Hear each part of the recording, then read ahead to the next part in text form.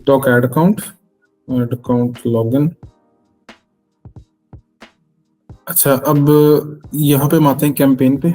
अच्छा, ये आ रहा है your ad account health status needs attention and is in danger of suspension. ये मेरा हालांकि 1.5-2 महीने से आ रहा है। तो वही वाली बात है कि जब एड अकाउंट में चेयर हो जाता है तो फिर वार्निंग्स आती हैं, और वार्निंग्स के ऊपर आपने फिर एक एक्शन लेना होता है कि जी इस प्रोडक्ट को मैं रिमूव कर दूं या इसको मैं लगाए रखूं या उसको क्या अल्टरनेट होना चाहिए। तो वार्निंग के ऊपर हमारे पास ना गुंजाइश होती है। अब ये वार्निंग किस टाइप की होगी, क्योंकि हमने ऐसा एड क्रिएटिव 2-3 दफा टेस्ट कर लिया है जिसके ऊपर उसने रिजेक्शन दी है। वो बॉडी शेपर का था, तो वो कहता था जी एड क्रिएटिव चेंज करें, वो चेंज करते थे तो वो कहता था दोबारा चेंज करें, वो बार बार अप्रूव, हाँ वो डिसअप्रूव होता जा रहा था। तो उसकी वजह से हुआ क्या कि उन्होंने कहा जी आपका एड अकाउंट वार्निंग में आ गया है, यानी कि सस्पेंशन के डेंजर के अंदर है, तो इसको मतलब ठीक करें। अच्छा, जो मैंने कैंपेन्स चलाई हुई है वो सारी कैंपेन्स यहाँ पे मुझे शो हो रही है, ठीक है। उनमें से वो जो सिर्फ क्रिएट हुई हैं, जो नहीं एक्टिव हुई है, सारी चीजें यहाँ पे हैं। तो मैं इनमें से जिसके ऊपर सबसे ज्यादा स्पेंडिंग हुई है वो है ये वाली $36.99 की ये कैंपेन थी, नजर आ रही है, $36.99 की है। यहाँ पे आ रहा है व्यू डाटा। मैं इस डाटा को व्यू करता हूँ, ये मुझे इसके कुछ रिजल्ट्स मिल रहे हैं। मैं आता हूँ ऑडियंस के ऊपर। ऑडियंस पे आके यहाँ से आपने डेट सेट कर लेनी है उस कैंपेन के अंदर की, यानी कि आपने कैंपेन अगर कल चलाई है तो वो डेट आपने यहाँ पे सेट कर लेनी है। 3-4 दिन का मार्जिन रख लें पहले, 3-4 दिन का बाद में। तो इसलिए मैंने एहतियातन पूरे महीने का इसमें एक एडजस्ट कर लिया। अच्छा जी, यहाँ पे ये आपके पास आ रहे हैं रिजल्ट्स। इन रिजल्ट्स के अंदर एज एंड जेंडर का ये टैब है, जिसके अंदर आपको बता रहा है एज ग्रुप जो थी, जिस एज ग्रुप के लोगों ने बाय की है वो मेजोरिटी 18 से 24 के अंदर है, लिखा हुआ आ रहा है ना। उसके बाद 25 से 34 वाले तकरीबन बराबर हैं। तीसरे नंबर पे आते हैं 13 से 17 वाले, और ये आ रहे हैं आपके 35 से 44 वाले। बाकी जो है ये थोड़े थोड़े से हैं, ये एज ग्रुप्स बड़े माइनर से हैं। इनको आप बेशक निगलेक्ट करना चाहें नेक्स्ट कैंपेन के अंदर तो आप कर सकते हैं। आप पूरा पोटेंशियल जिन जो आपकी पोटेंशियल ऑडियंस है आप सारी टारगेटिंग उन्हीं के अंदर करें। तो आप ये भी कर सकते हैं 13 से लेके 34 या 44 की एज ग्रुप के अंदर ये 4 सेक्शंस को आप टारगेट करें। हाँ, यहाँ पे इसको बेशक आप कन्वर्जन्स पे ले जाएं, क्योंकि हम कन्वर्जन्स का हमारा क्या था, एक परचेज का कन्वर्जन इवेंट रखा हुआ था ना हमने, तो ये उन्हीं का ही है। तो आप यहाँ से इवेंट चेंज कर सकते हैं, टोटल रिजल्ट्स या सिर्फ इंप्रेशंस की बेस पे बात करें, हम कन्वर्जन्स की बात कर लेते हैं। तो ये एज ग्रुप है। जेंडर कौन सा होगा, अब अगर तो जो प्रोडक्ट है वो मेल से रेलिवेंट है तो ये इसलिए मेल की सारी ऑडियंस आई हुई है, सारी कन्वर्जन 14 कन्वर्जन मेल से आई हुई है, और एक जो आई हुई है अननोन है, और एक जो है वो फीमेल है, ठीक है। तो इसका मतलब है कि मेरी प्रोडक्ट रेलिवेंट किसके थी, मेल्स के, तो मैं फीमेल्स का सेगमेंट यहाँ से निकाल दूंगा। उसके बाद अब आते हैं एज एंड जेंडर के ऊपर, तो वो इकट्ठा पूरा ग्राफ आपको शो कर रहा है, जो मैंने आपको सेपरेटली बता दिया, वो समझना निस्बतन आसान है। नेक्स्ट आता है लोकेशन। तो लोकेशन में टॉप कंट्रीज और रीजन्स कौन से हैं इसमें, पाकिस्तान से कितनी कन्वर्जन आई हुई है, 16 कन्वर्जन। और उसके अंदर सब रीजन्स की अगर बात करें कि उसके मजीद अगर पार्ट्स की बात कर लेते हैं तो पंजाब से 9 कन्वर्जन है, सिंध से 5 है, बाकी दोनों जगहों से एक है। तो इसका क्या मतलब हुआ, पंजाब और सिंध में आप कैंपेन चलाएं, बाकी जगहों को आप बेशक टारगेट ना करें, उसके प्रोडक्ट के ऊपर डिपेंड करता है।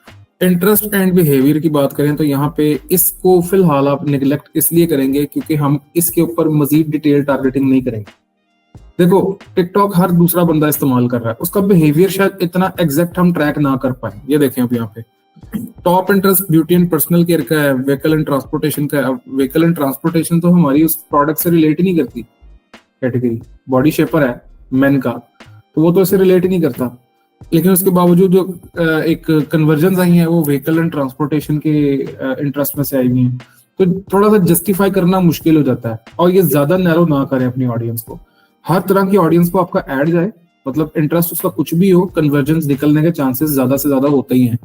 सिर्फ आपने जो रिस्ट्रिक्शंस लगानी है वो एज और जेंडर की लगानी है और लोकेशन की लगानी है, ठीक है। हाँ, इंटरेस्ट आप ब्रॉड रखेंगे, इंटरेस्ट को आप स्पेसिफिक नहीं करेंगे। अच्छा, उसके बाद ये बेसिकली तब ज्यादा स्पेसिफिक करने की जरूरत पड़ती है, जैसे फॉर एग्जांपल स्किल्स प्रो है, मैं इसका अगर ऐड चलाता हूँ तो मुझे अब ऐड चलाने के लिए इधर टारगेटिंग करनी पड़ेगी कि मैं अपना ऐड किस तरह के लोगों को दिखाना चाह रहा हूँ, जो किस तरह का इंटरेस्ट रखते हैं ऑनलाइन शॉपिंग में, ऑनलाइन अर्निंग में, एजुकेशन से एक टारगेटिंग में कर लेता हूँ जी। वो स्टूडेंट जो कि सेकेंड ईयर तक या यूनिवर्सिटी गोइंग है, उन लोगों को टारगेट किया जाए। तो मतलब वहां पे इंटरेस्ट एंड सेगमेंट्स को मैं टारगेट करूंगा।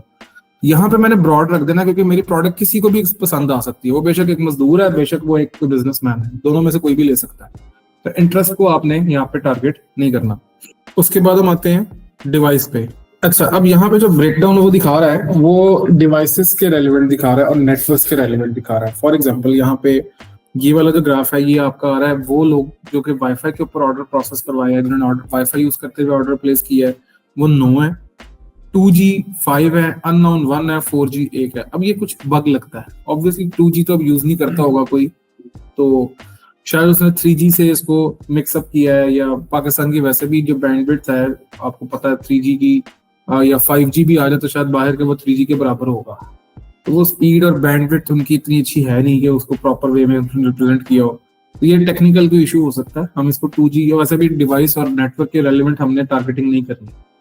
हमारी प्रोडक्ट सिर्फ तब टारगेटिंग डिवाइसेस के रेलिवेंट होगी जब हम किसी मोबाइल कवर का, किसी एसेसरी का ऐड लगा रहे हैं जो उस मोबाइल से रेलिवेंट सिर्फ होनी चाहिए।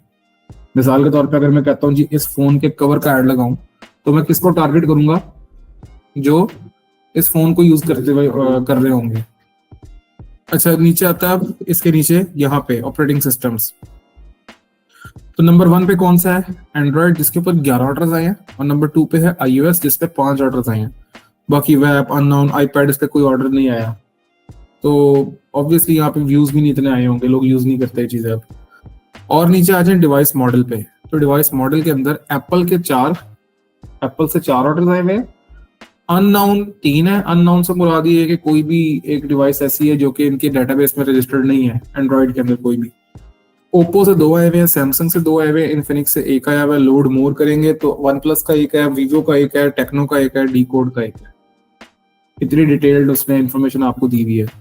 और नीचे आ जाएंगे तो यहाँ पे ऑडियंस, तो ऑडियंस का अभी कोई स्टैट्स अवेलेबल नहीं है। ऑडियंस तब बनती है जब आप थोड़ा सा उसको मल्टीपल कैंपेन्स के ऊपर एक कैंपेन चलाते हैं, मतलब मल्टीपल कैंपेन्स आप रन करते हैं एक ही प्रोडक्ट की, तब वो ऑडियंस कोई फाइनलाइज होती है। मैं यहाँ पे आपको एक चीज अब दिखाता हूँ। टूल्स पे जाएं, यहाँ पे एक आ रहा है ऑडियंस मैनेजर, इस पे आ जाए। अब ये सारी वो ऑडियंसेस हैं जो मैंने क्रिएट करके सेव की हुई है। Broad audience, outreach test audience, ये सारी ऑडियंस वो हैं जो कि मैंने खुद क्रिएट करके सेव की हुई है।